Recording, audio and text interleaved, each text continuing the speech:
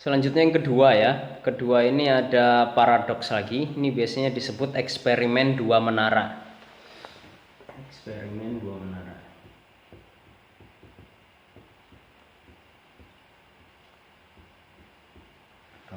Tapi kalau pakai menara mungkin agak kesulitan, kalian anggap aja tabung misalnya. Jadi kalian punya suatu tabung, misal ini ya, kalian punya suatu tabung, bagian atasnya itu nanti ada cermin menghadap ke bawah, bagian bawahnya juga cermin menghadap ke atas. Jadi dua ujungnya ini cermin yang saling berhadapan. Kemudian kalau ada cahaya gimana di dalam sini? Ketika cahaya naik kena cermin mantul ke bawah, ketika sampai ke bawah mantul lagi ke atas, bolak-balik. Jadinya tabung ini atau menara ini nanti ya, menara ini nanti bisa kalian jadikan patokan waktu gitu, acuan waktu, karena gerakannya selalu stabil, kecepatan cahaya kan tadi selalu sama ya. Kalian punya sebuah tabung, bagian atas dan bagian bawahnya ini adalah cermin. Misalnya ini tabung A. Tabung A dalam kondisi diam pada detik ke 0. Misalnya cahaya ditembakkan dari bawah ke atas pada detik ke 0. Bergerak ya. Kemudian pada detik ke 1 nanti kira-kira gimana?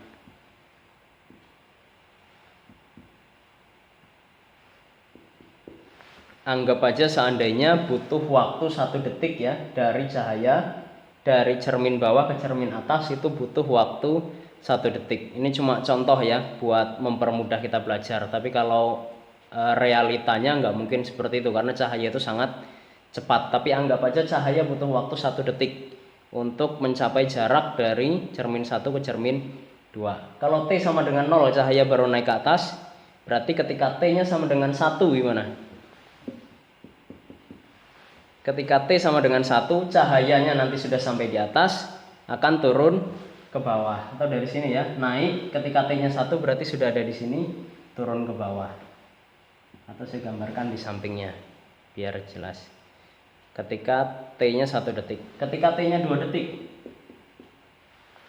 berarti gimana? Cahayanya nanti sudah sampai, cermin di bawah lagi dipantulkan lagi ke atas. Gitu. Artinya dalam T keberapapun, T ke 0, T ke 1, T ke 2 sampai T ke 1000, T ke 1 juta, gimana pergerakan cahayanya? Selalu naik turun secara vertikal. Jadi dia cuma satu garis ini aja. Naik turun. Kenapa satu garis? Karena dia dalam keadaan diam. Ini yang A ya. Sekarang seandainya kalian punya tabung yang sama, tabung B. Kalau tabung A tadi dalam keadaan diam, bedanya yang tabung B ini kalian letakkan di pesawat luar angkasa yang kecepatannya sangat tinggi, mendekati kecepatan cahaya gitu. Jadi nanti ketika T-nya 0, kalau yang A, ketika T 0, tabung ini berada di sini ya. Ketika T ke 50, tabung ini berada di mana? Tetap ada di sini karena dia diam. Sampai T ke sekian juta tahun gitu dia akan tetap di sini karena dia diam. Kalau kondisinya diam, cahayanya tadi naik turun dalam satu garis yang vertikal. Nah sekarang ketika B ini tabungnya kita letakkan di atas sesuatu yang bergerak dengan kecepatan yang sangat tinggi, mendekati kecepatan cahaya. Artinya ketika T-nya ke 0, posisi tabung itu kan ada di sini. Misal geraknya ke arah sana ya. Ketika T ke 1, B kan nggak akan tetap berada di sini karena dia bergerak, pasti sudah berpindah tempat. Berarti ketika detik ke 1 misalnya tabung B sudah berada di sini posisinya.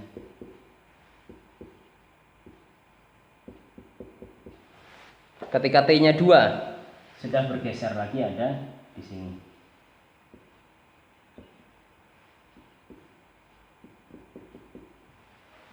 Sampai sini paham ya? Jadi perbedaannya antara tabung A dengan tabung B, kalau tabung A dia diam selalu di tempat, akhirnya cahayanya naik turun dalam satu garis yang vertikal. Kalau yang B dia nggak diam, dia bergerak dengan kecepatan yang sangat tinggi, mendekati kecepatan cahaya. Artinya dalam perjalanan waktu, bertambahnya waktu, posisinya juga akan berubah. Kalau posisinya berubah berarti cahayanya jalannya gimana? Mungkin nggak naik turun seperti A? Nggak mungkin, karena kalau cahayanya naik dari bawah ke atas, ketika T ke 1 kan sudah sampai di atas sini ya. T-nya sampai ke atas sini, cahayanya ada di sini. Padahal tabungnya sudah bergeser ke sana. Berarti nanti cahayanya akan hilang. Nah, kalau cahaya itu tetap berada di dalam sini, artinya gerakan cahaya itu tidak naik turun secara vertikal, tapi dari sini cahaya akan bergerak naik ke sini. Paham sampai sini ya? Jadi detik ke 0 posisi cahaya itu ada di sini. Detik ke 1 posisi cahayanya ada di sini. Berarti pergerakannya diagonal, miring. Ketika detik kedua posisi cahayanya ada di mana? Detik ke 0, detik ke 1. Detik kedua kan sudah mantul ke cermin bawah lagi.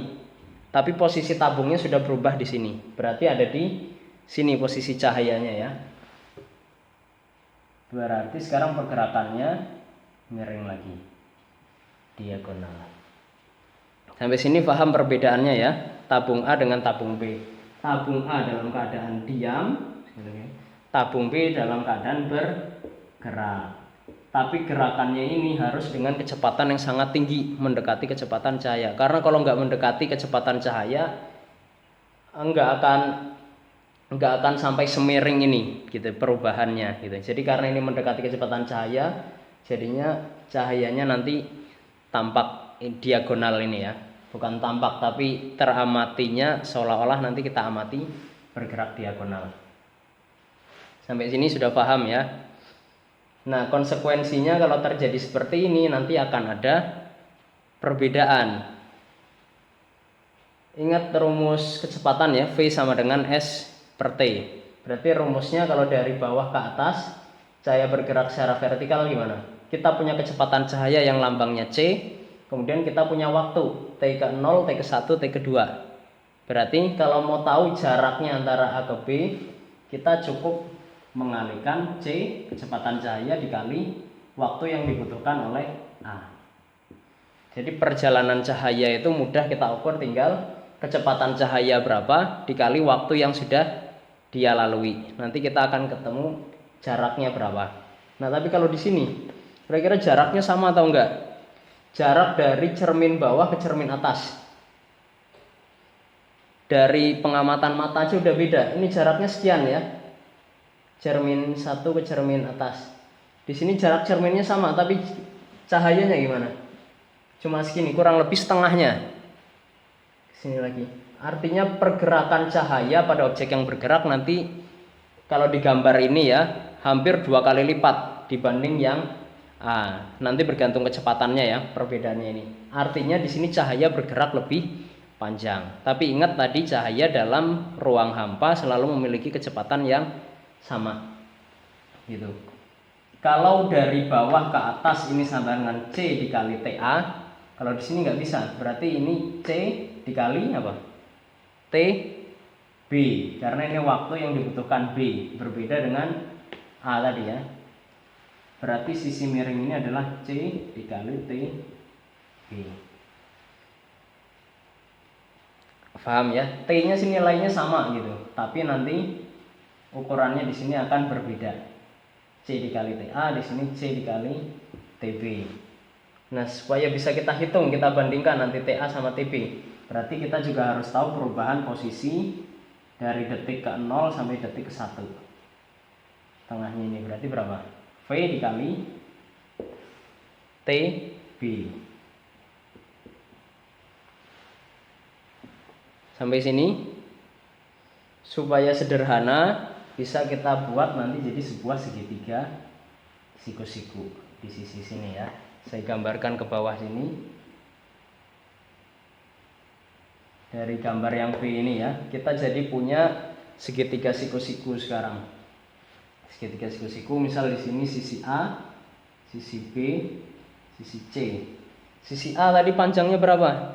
C dikali TB kuadrat. Di sini C TB. Oh, kuadratnya belum kita masukkan ke Pythagoras ya. C dikali TB. C di sini berapa? V, kecepatannya B tadi ya, atau VB, kecepatan B dikali TB. Berarti VB dikali TB. Sisi yang B di sini nggak ada ya, tapi bisa kita ambil dari yang di sini. Berarti C dikali TA. Nah, sekarang kita sudah punya segitiga siku-siku. Kalau kita mau membandingkan kecepatan di sini ya, membandingkan waktu antara waktu yang ada di tabung A dengan tabung B atau menara A dan menara B, berarti kita bisa menggunakan segitiga siku-siku ini. Gimana cara makainya? Yang sederhana kita gunakan teorema Pythagoras. Pythagoras masih ingat semua ya? Berarti gimana kalau Pythagoras? Yang atas saya hapus ya.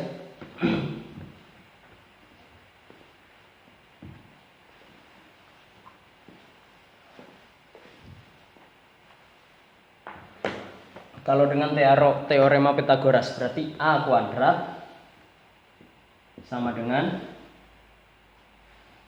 B kuadrat ditambah C kuadrat.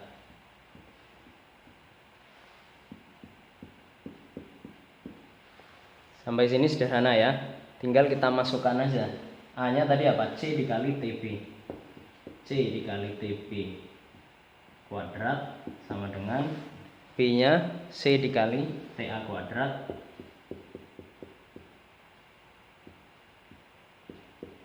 C, nilai C di sini VB dikali TB kuadrat.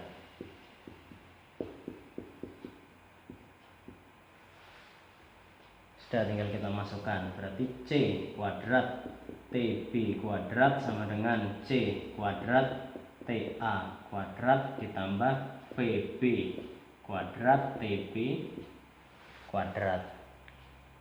Ini ya. Sekarang yang mau kita bandingkan tadi apa? Kita bandingkan antara waktu yang dibutuhkan pada tabung A dengan tabung B. Berarti TA dengan TB yang mau kita bandingkan ya. Sini ada TB, TA, TB. Berarti supaya bisa dibandingkan gimana? TB-nya kita jadikan satu ruas. Yang ini saya pindahkan ke sebelah sini misalnya ya. Berarti nanti jadi C kuadrat TB kuadrat dikurangi VB kuadrat TB kuadrat sama dengan C kuadrat TA kuadrat.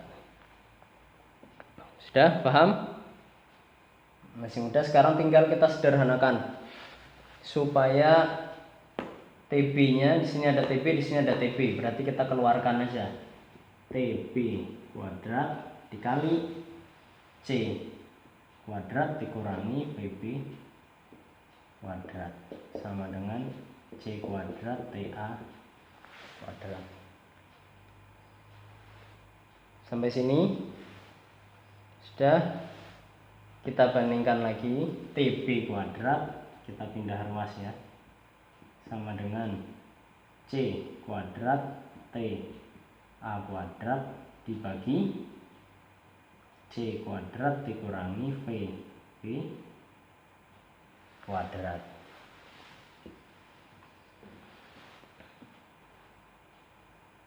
Masih agak bingung ya, berarti kita sederhanakan lagi. TB kuadrat sama dengan C kuadrat TA kuadrat per C kuadrat min VB kuadrat. Supaya kuadratnya hilang berarti kita jadikan akar. TB sama dengan akar C kuadrat TA kuadrat dibagi C kuadrat kurangi VB kuadrat. Masih bisa disederhanakan lagi? Bisa, kita bagi supaya C-nya hilang ya. C-nya ini kita bagi C semua aja. Berarti nanti TB sama dengan akar yang di atas C kuadrat TA kuadrat kita bagi C kuadrat, berarti sisa TA kuadrat. Yang di bawah C kuadrat dibagi C kuadrat, sisa 1 dikurangi VB kuadrat dibagi C kuadrat, nggak bisa hilang berarti ya. VB kuadrat per C kuadrat. C-nya bisa dikeluarkan atau tetap di dalam gitu. Boleh ditulis di sini. Boleh juga dikeluarkan nanti ya. Nah, berarti dari segitiga tadi, dari dua tabung A dengan tabung B tadi ya, yang tabung A diam, yang tabung B bergerak, kita bisa menemukan rumus ini pakai teorema Pythagoras. Akhirnya TB sama dengan akar TA kuadrat dan seterusnya gitu. Artinya kalau kayak gini berarti TA sama TB lebih besar yang mana?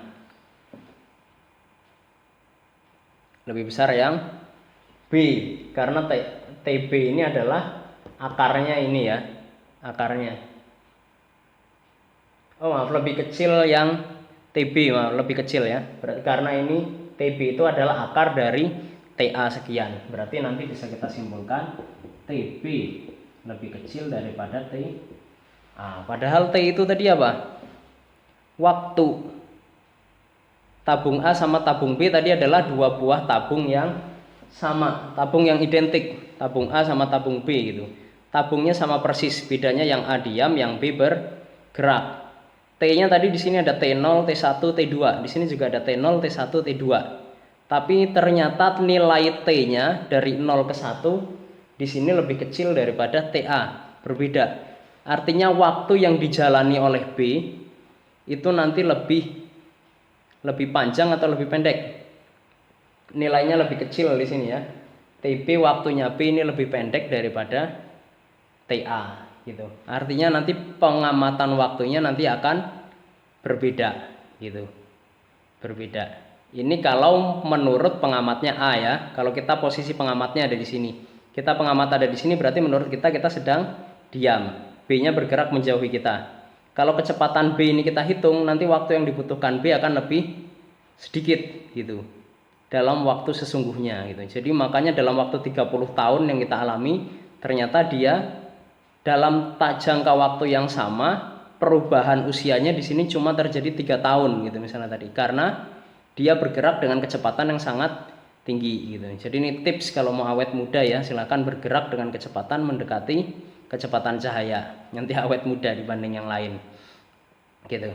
Tapi seandainya pengamatnya ada di B gimana? Posisi pengamat, kita ikut berada di dalam pesawat luar angkasa tadi yang bergerak dengan kecepatan tinggi. Kita akan merasa bergerak atau diam? Di dalam pesawat kita pasti akan merasa diam. Jadi kalau pengamatnya berada di sini, nanti kita akan merasa seolah-olah kan ini yang kita tinggalkan. Yang kita tinggalkan yang akan menjauh. Jadi menurut kita nanti pengamatannya akan berbeda. Di sini yang cahayanya nanti zigzag. Gitu. Ini juga contoh relativitas tadi ya, relatif gitu. Akhirnya di sini ada perbedaan waktu. TB akan mengalami waktu yang lebih pendek dibandingkan TA dalam selang waktu yang sama. Gitu. Dalam selang waktu yang sama, yang berada di tabung A nanti akan merasakan waktu misalnya 10 tahun, yang di tabung B akan merasakan waktu contohnya misalnya hanya 1 tahun, padahal selang waktu yang sama. Makanya nanti bisa terjadi perubahan usia gitu ya. Ini cuma teoritis ya, belum ada pembuktian aslinya karena kita tidak pernah bergerak dengan kecepatan mendekati cahaya. Eksperimen 2 menara itu tadi kan cuma teoritis, cuma ada di angan-angan. Karena kita nggak bisa bergerak menggerakkan tabung tadi dengan kecepatan mendekati kecepatan cahaya gitu. Tapi ada nggak objek nyata di alam semesta yang kita amati mengalami seperti ini? Ada buktinya. Ada sebuah partikel yang namanya muon. Ingat ini partikel ya, berarti sangat kecil gitu. Kalau kita udah nyebut partikel tuh ya berarti bukan atom lagi, tapi sudah levelnya elektron, proton, neutron gitu. Jadi sangat kecil. Ada sebuah partikel yang namanya muon. Muon. Jadi muon ini dia cuma partikel sementara, bukan partikel. Kalau elektron, proton, neutron itu kan stabil ya. Kalau muon ini adalah partikel yang nggak stabil. Jadi dia cuma partikel sementara. Sementara kapan ada muon ini? Muon ini terbentuk ketika ada tabrakan dari sinar kosmik, sinar dari luar angkasa. Ketika mau masuk ke bumi itu kan dia melalui atmosfer. Ketika bertubrukan dengan atmosfer itu nanti akan menyebabkan terciptanya partikel muon. Tapi cuma sementara tadi ya. Tercipta sementara, setelah itu nanti muon akan hilang lagi. Nah, muon ini dia punya massa 207 kali massa elektron, berarti lebih berat daripada elektron ya. 200 kali lipat massanya elektron. Gitu. Tapi muatannya bisa positif dengan negatif. Kemudian dengan pengamatan oleh pengamat yang diam terhadap muon, jadi muon ini punya kecepatan V.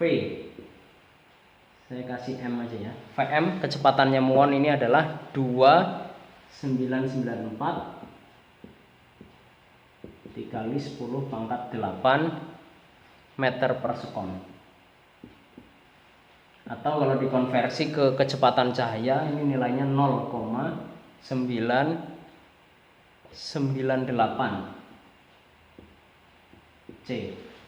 0,998, artinya kalau kecepatan cahaya itu kan tadi 1. Kalau 0,998 berarti muon ini kecepatannya sangat tinggi, mendekati kecepatan cahaya. Dengan kecepatan yang sangat tinggi ini, tapi muon ini kan tadi cuma partikel sementara. Artinya kalau sementara itu dia akan musnah, akan hilang lagi. Berarti dia punya usia. Nah, masa yang dibutuhkan muon itu berapa? T-nya. T muon itu ternyata cuma 2 mikrodetik. 2 mikrodetik. Nah, kalau kita mau tahu berarti berapa jarak maksimum yang bisa ditempuh muon. Muon itu kan tadi terbentuknya di atmosfer ya. Ada cahaya dari luar angkasa mau masuk ke bumi, bertabrakan dengan atmosfer. Akhirnya terbentuklah muon. Muon itu nanti akan turun ke bumi. Nah, turun ini jarak maksimalnya berapa? Berarti kita tinggal ngukur kecepatannya muon dikali usianya muon. Karena V sama dengan S per T, dikali lagi ya, berarti S sama dengan V dikali T. V-nya muon berapa? V-nya muon ya ini tadi 2,994 dikali 10 pangkat 8. Kemudian dikalikan usianya muon. 2 mikrodetik itu setara dengan 2 kali 10 pangkat min 6. 2 kali 10 pangkat min 6 detik.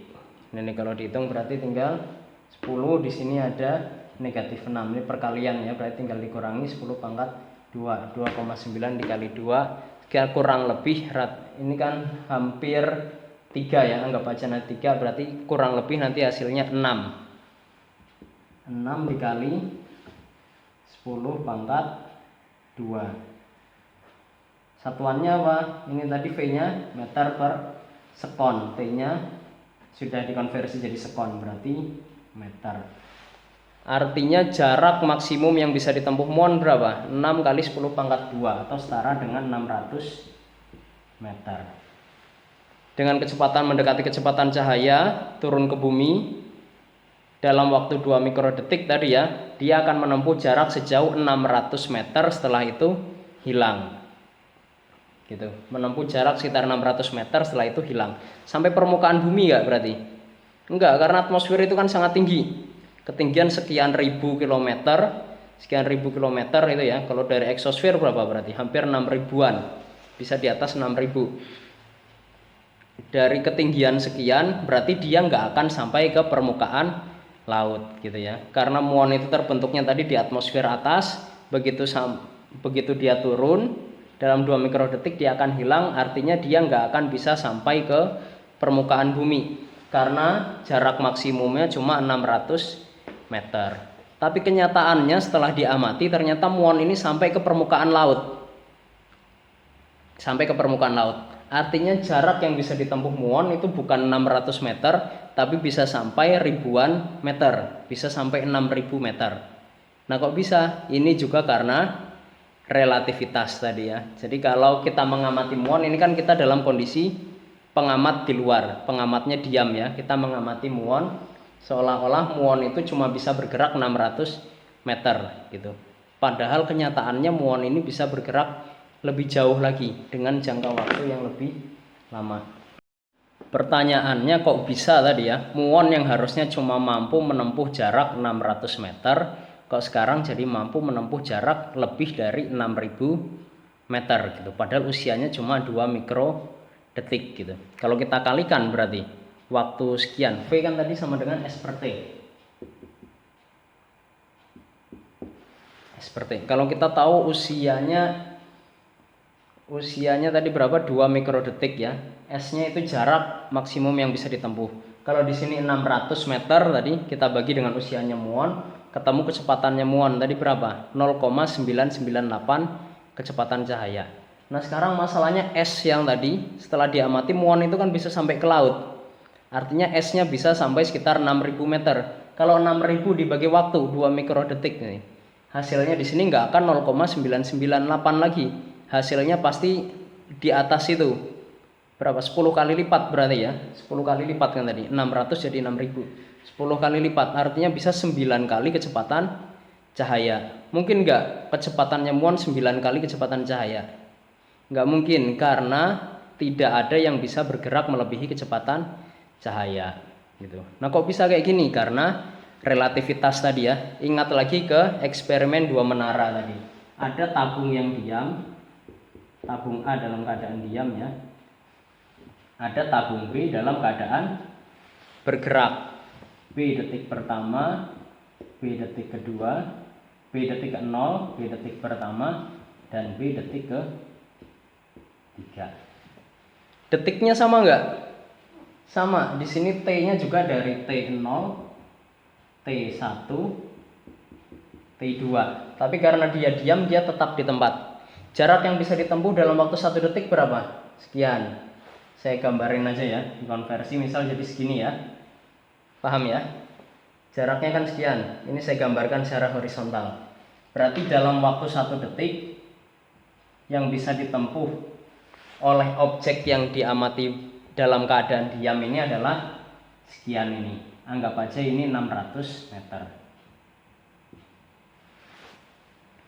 Tapi kalau yang terjadi di sini B0 nggak naik ke sini ya.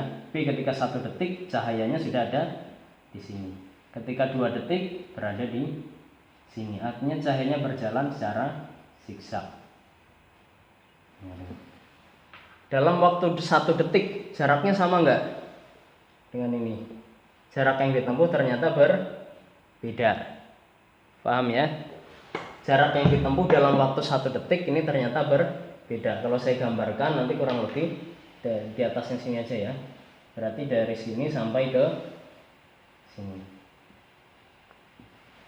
Kalau di gambar ini cuma segini. Tapi kalau yang terjadi pada muon, ketika diamati, kalau kita anggap muon itu dalam keadaan diam, dia cuma bisa bergerak 600 meter. Tapi kalau kita amati dia bergerak dengan seperti ini, berarti nanti jaraknya bisa mencapai 6000 meter. Di sini paham ya?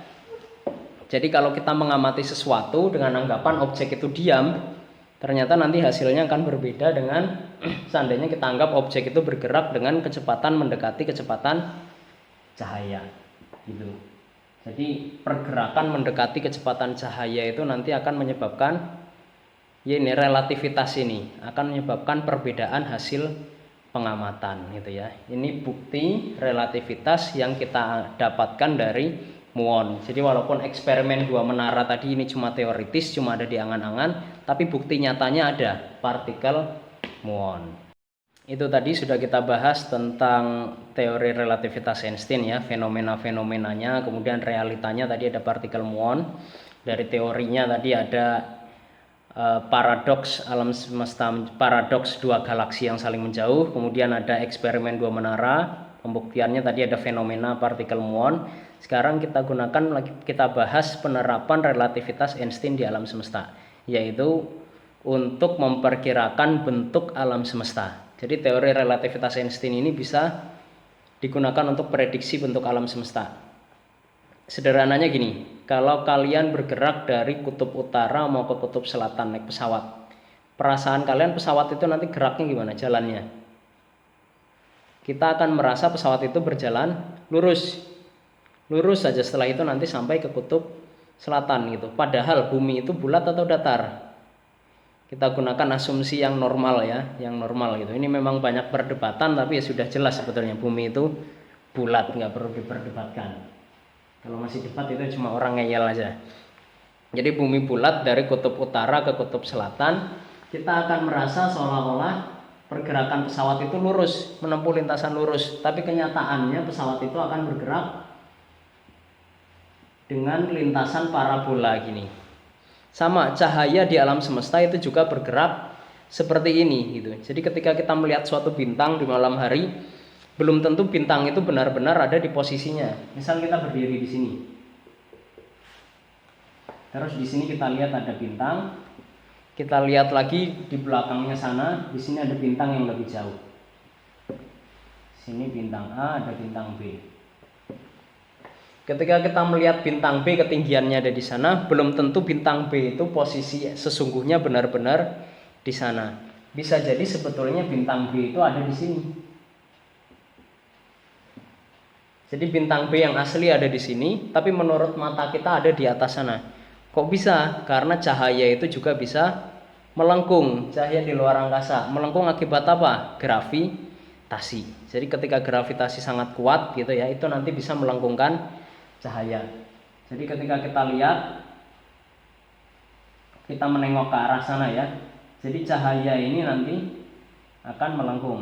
Atau kalau yang lebih benar sebetulnya bukan dari mata kita, tapi arah cahayanya ya dari bintang. Jadi cahaya dari bintang B itu ke arah sini. Karena di sini ada objek dengan gravitasi yang sangat besar, cahaya ini nanti melengkung. Akhirnya sampai jatuh ke mata kita. Paham ya? Cahaya yang dikeluarkan bintang B kalau yang ke bawah sih nggak masalah lurus. Nah yang ke sini nih, karena kena objek dengan gravitasi besar, cahayanya melengkung karena kepengaruh gravitasi. Akhirnya sampai ke mata kita.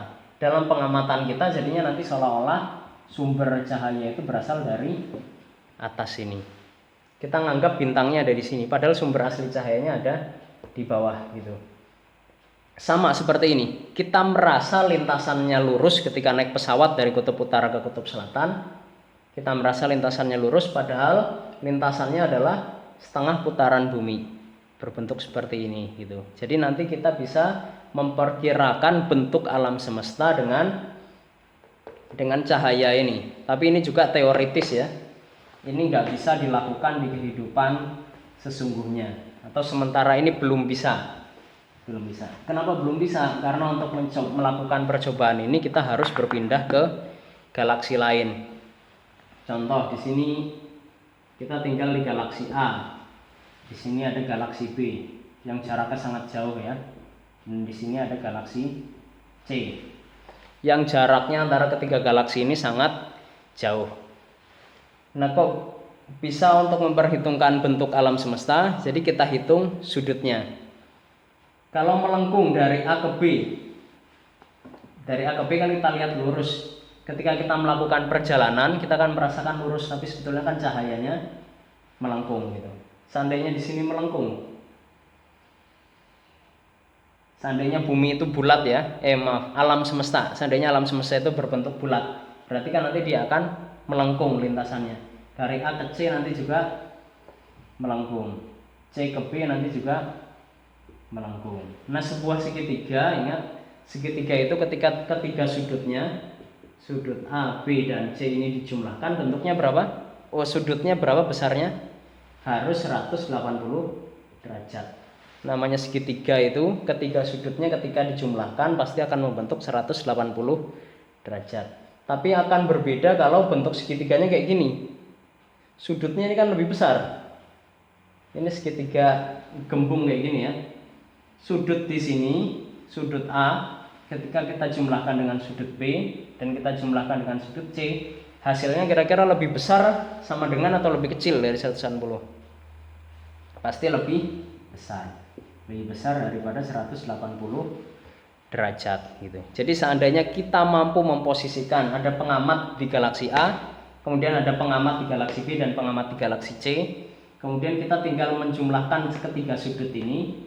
Kalau nanti hasil yang kita temukan lebih besar daripada 180, kita bisa menyimpulkan kalau alam semesta kita keseluruhan ini bentuknya adalah bulat.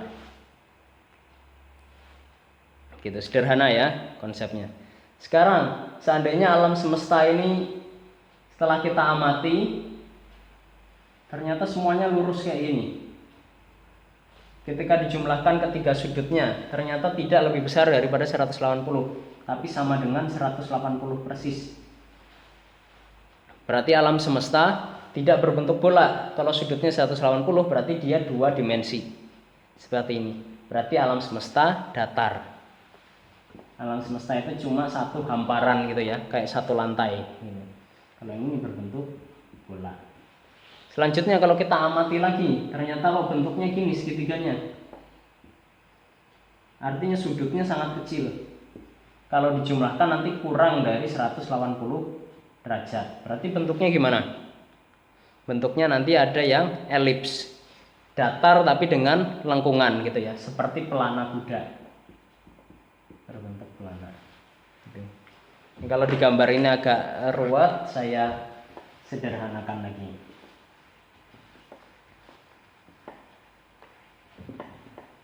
Ketika galaksi A, B, dan C kita jumlahkan sudutnya ya, ternyata lebih besar daripada 180 derajat. Artinya kalau sudut lebih besar ini hanya bisa terjadi kalau alam semesta itu berbentuk lingkaran atau bola. Sementara kalau alam semesta itu berbentuk hamparan, di sini ada galaksi A, galaksi B, galaksi C, hamparan datar lurus gitu. Ketika kita ukur, ya pasti nanti sudutnya akan membentuk sama dengan 180 derajat. Artinya ini alam semesta datar berupa hamparan. Tapi kalau alam semesta bentuknya kayak gini,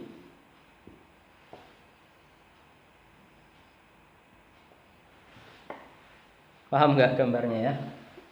Melengkung gini ya. Ketika di sini ada galaksi A, sini ada B, dan di sini ada C, berarti nanti gimana?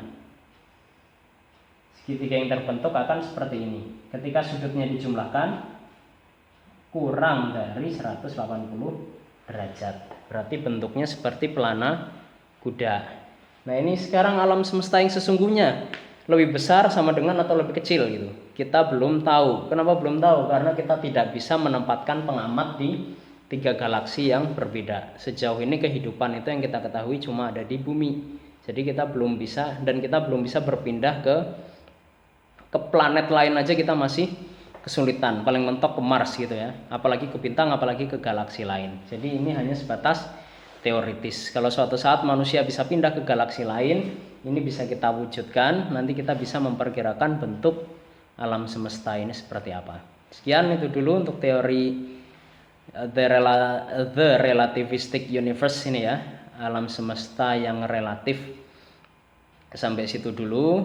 Selanjutnya nanti kita lanjutkan di materi kelas 11 ya. Kelas 11 insya Allah nanti lebih sederhana, karena kita nggak banyak membahas teoritis seperti ini, tapi kita lebih banyak membahas objek-objek yang ada di alam semesta.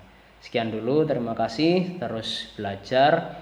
Ingat, la yazalur rajul aliman ma talabal ilmi fa idza dhanna annahu qad alim faqad jahil gitu. Jadi jangan pernah berhenti belajar ya. Sekali kita merasa pintar kemudian berhenti belajar, itu sebetulnya adalah pertanda kalau kita ini dalam keadaan bodoh gitu. Jadi jangan pernah berhenti belajar, selalu belajar ilmu apapun, terutama ilmu yang bisa meningkatkan ketakwaan kita kepada Allah. Terima kasih, saya akhiri. Assalamualaikum warahmatullahi wabarakatuh.